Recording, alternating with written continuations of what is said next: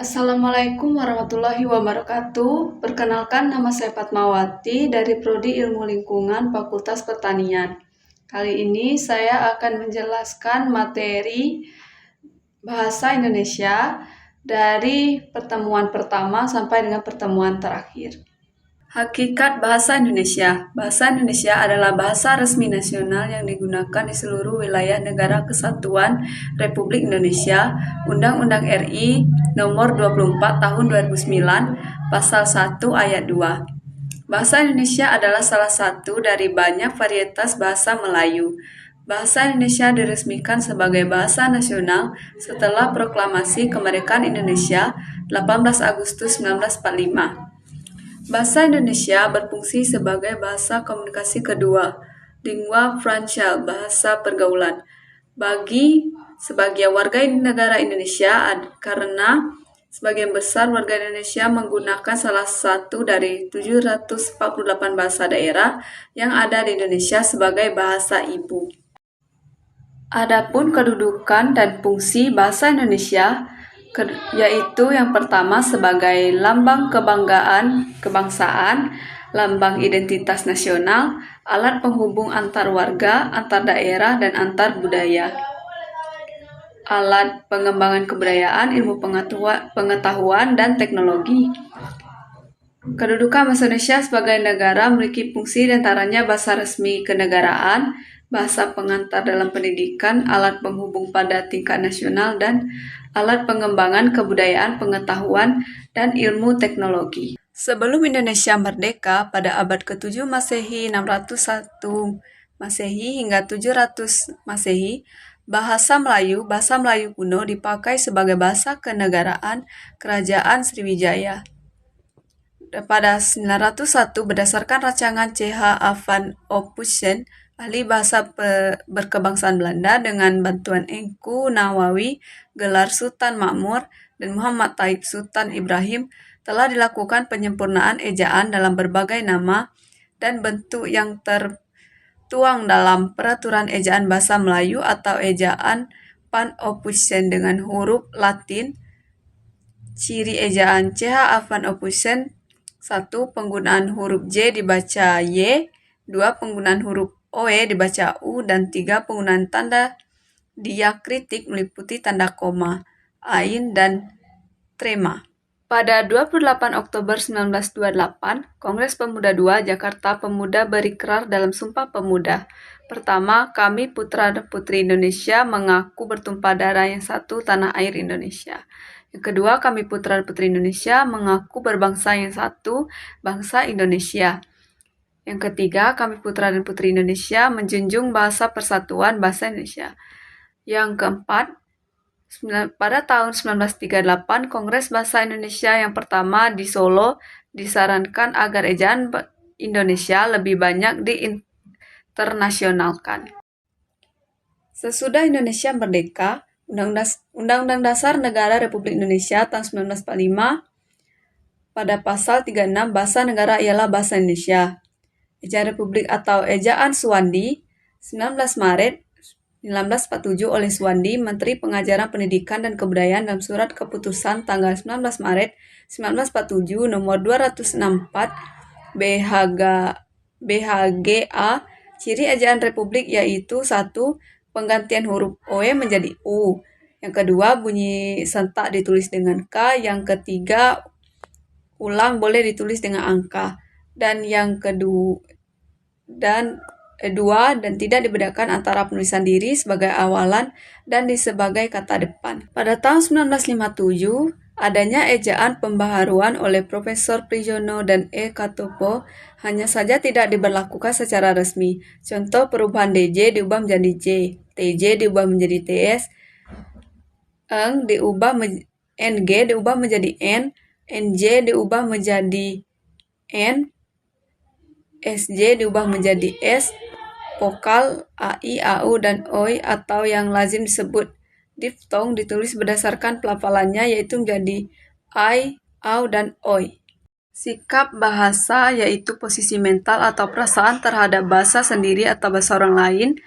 Sikap bahasa linguist attitude adalah peristiwa kejiwaan dan merupakan bagian dari sikap attitude pada umumnya. Sikap berbahasa merupakan reaksi penilaian terhadap bahasa tertentu. Sikap bahasa dari seorang pemakai bahasa atau masyarakat bahasa yang dwibahasawan maupun yang multibahasawan akan berwujud berupa perasaan bangga atau mengejek, menolak, atau sekaligus menerima suatu bahasa tertentu atau masyarakat pemakai bahasa tertentu, baik terhadap bahasa yang dikuasai oleh setiap individu maupun oleh anggota masyarakat. Ciri sikap bahasa: kesetiaan bahasa yang mendorong masyarakat suatu bahasa mempertahankan bahasanya dan apabila perlu mencegah adanya pengaruh bahasa lain. Kebanggaan bahasa yang mendorong orang mengembangkan bahasanya dan menggunakan sebagai lambang identitas dan kesatuan masyarakat. Kesadaran adanya norma bahasa yang mendorong orang menggunakan bahasanya dengan cermat dan santun merupakan faktor yang sangat besar pengaruhnya terhadap perbuatan, yaitu kegiatan menggunakan bahasa. Sikap terhadap bahasa Indonesia: yang pertama, sikap positif. Selalu berhati-hati menggunakan bahasa tersebut, tidak merasa senang melihat orang memakainya secara serampangan, memperingatkan dan mengoreksi pemakai bahasa lain kalau ternyata membuat kekeliruan, perhatiannya tertarik, atau kalau orang menjelaskan tentang hal-hal yang berhubungan dengan bahasa, berusaha menambah pengetahuan tentang bahasa tersebut dan bertanya kepada ahlinya atau menghadapi persoalan bahasa. Yang kedua, sikap negatif: bangga memperlihatkan kemahirannya berbahasa Inggris meskipun penguasaan bahasa Indonesianya masih kurang, merasa dirinya lebih pandai daripada yang lain karena telah menguasai bahasa asing dengan fasih, sekalipun penguasaan bahasa Indonesianya kurang sempurna. Merasa malu apabila tidak menguasai bahasa asing, tetapi tidak pernah merasa malu apabila tidak menguasai bahasa Indonesia. Menganggap remeh bahasa Indonesia dan tidak mau mempelajarinya karena merasa dirinya telah menguasai bahasa Indonesia dengan baik. Bentuk tulisan secara umum: prosa fiksi, novel, cerpen, dongeng, legenda, fabel, mitos, dan lain-lain. Prosa non-fiksi, tulisan akademik atau karya tulis ilmiah, hasil kajian pustaka, makalah, artikel ilmiah populer, berita, biografi, buku, teks, buku ajar, modul, buku panduan, praktikum, dan lain-lain.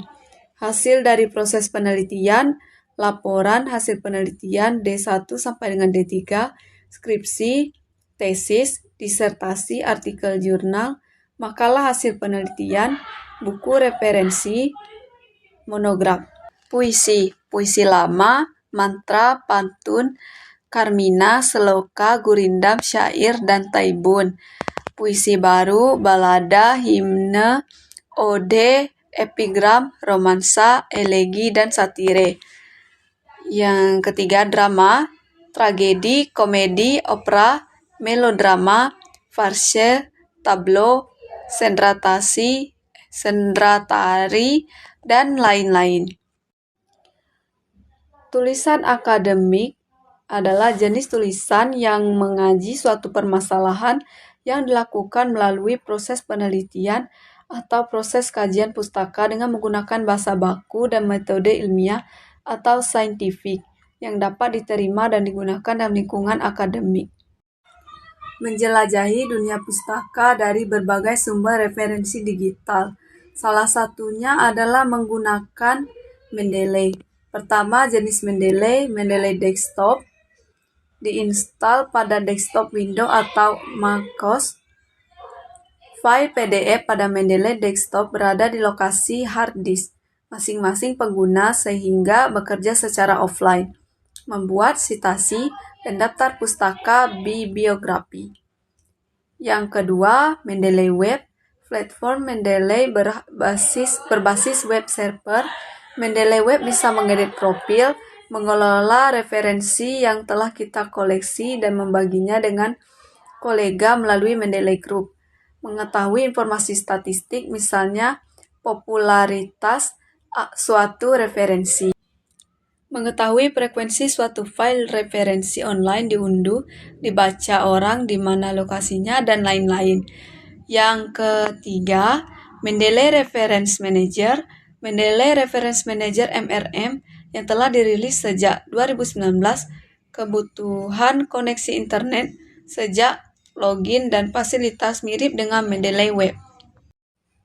Hakikat presentasi ilmiah. Presentasi ilmiah merupakan keterampilan berbicara atau komunikasi secara lisan di depan umum untuk menyampaikan gagasan atau pendapat dari hasil temuan penelitian, pemikiran kritis, atau informasi dalam dunia akademik dan pendidikan untuk mengubah perilaku individu lain.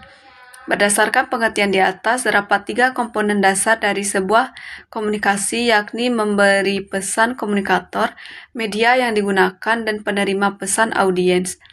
Presentasi yang hebat terjadi apabila audiens memahami pesan yang disampaikan oleh komunikator melalui pemilihan media yang tepat, sehingga audiens terinspirasi untuk menentukan atau memilih langkah terbaik. Presentasi yang luar biasa terjadi apabila audiens dapat merubah keyakinan atas pengaruh komunikator melalui media yang ditampilkan.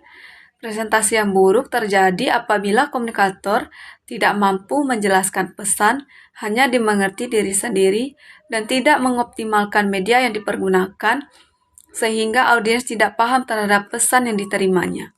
Hakikat penelitian. Penelitian adalah suatu usaha atau cara yang sistematis untuk menyelidiki masalah tertentu atau potensi dengan tujuan mencari jawaban dari masalah yang diteliti dengan metode ilmiah.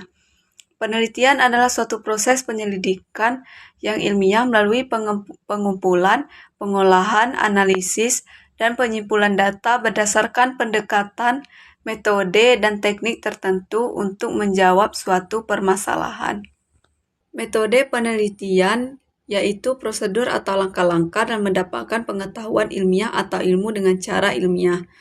Yang pertama, rasional, masuk akal, sehingga dapat dijangkau oleh penalaran manusia.